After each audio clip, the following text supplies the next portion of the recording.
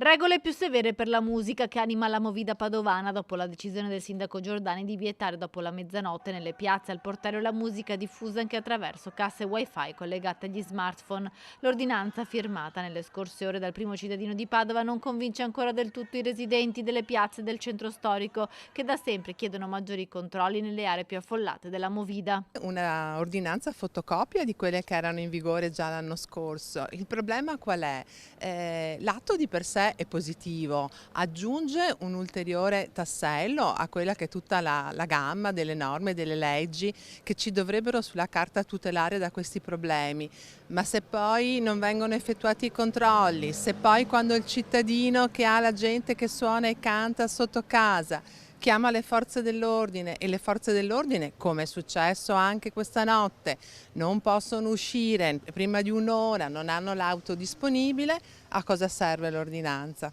A nulla. I residenti, oltre ai controlli, chiedono da tempo al comune di installare dei fonometri nelle aree della movida per rilevare l'inquinamento acustico, ma il comune al momento non intende posizionarli. Il disastro sta succedendo al portello, soprattutto perché, e qui ritorniamo all'ordinanza, va bene vietare al singolo o ai gruppi di singoli di disturbare, ma se ci sono 3-4 iniziative in contemporanea con la musica a tutto volume, il Parco della Musica, con la Golena a San Massimo,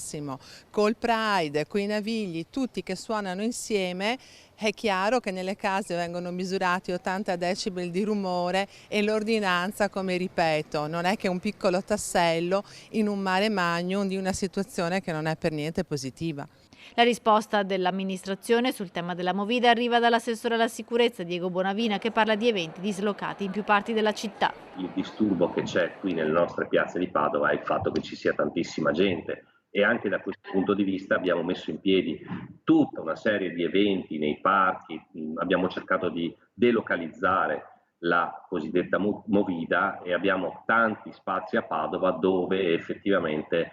i ragazzi si ritrovano. Questo sta dando un po' di sollievo alle piazze storiche, quindi il Portello, Piazza dei Signori,